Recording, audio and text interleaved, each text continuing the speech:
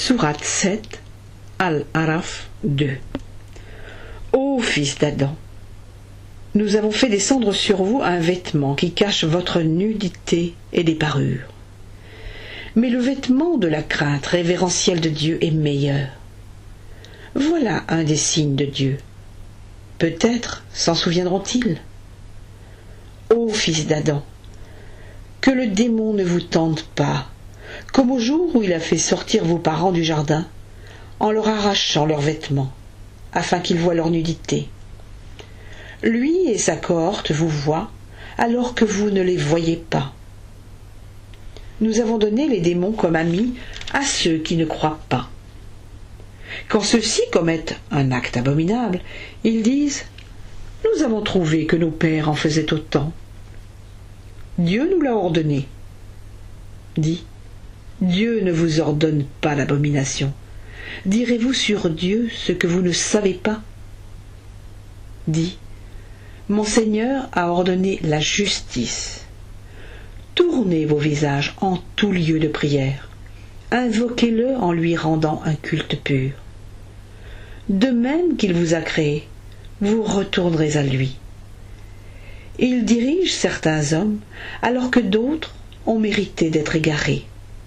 Ils ont pris les démons pour maîtres, en dehors de Dieu, et ils s'imaginent être bien dirigés. Ô fils d'Adam, portez vos parures en tout lieu de prière. Mangez et buvez. Ne commettez pas d'excès. Dieu n'aime pas ceux qui commettent des excès. Dit « Qui donc a déclaré illicite la parure que Dieu a produite pour ses serviteurs et les excellentes nourritures qu'il vous a accordées ?»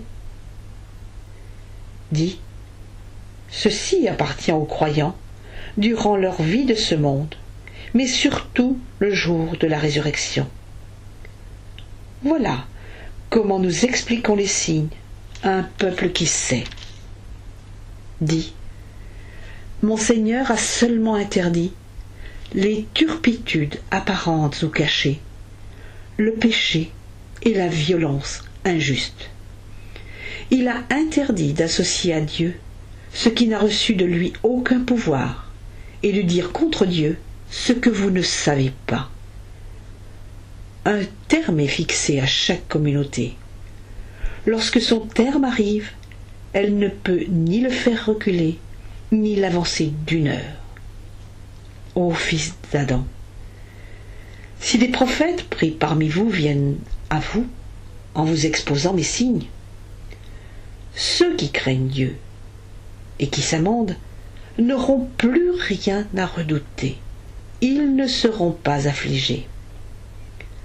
Ceux qui traitent nos signes de mensonges, ceux qui, par orgueil, s'en détournent, voilà ceux qui seront les hôtes du feu. Ils y demeureront immortels.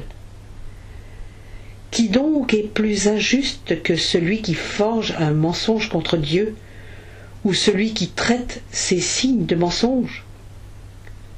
Les injustes subiront le sort qui est inscrit pour eux dans le livre, jusqu'au moment où nos envoyés viendront les rappeler en leur disant « Où sont donc ceux que vous invoquiez en dehors de Dieu ?»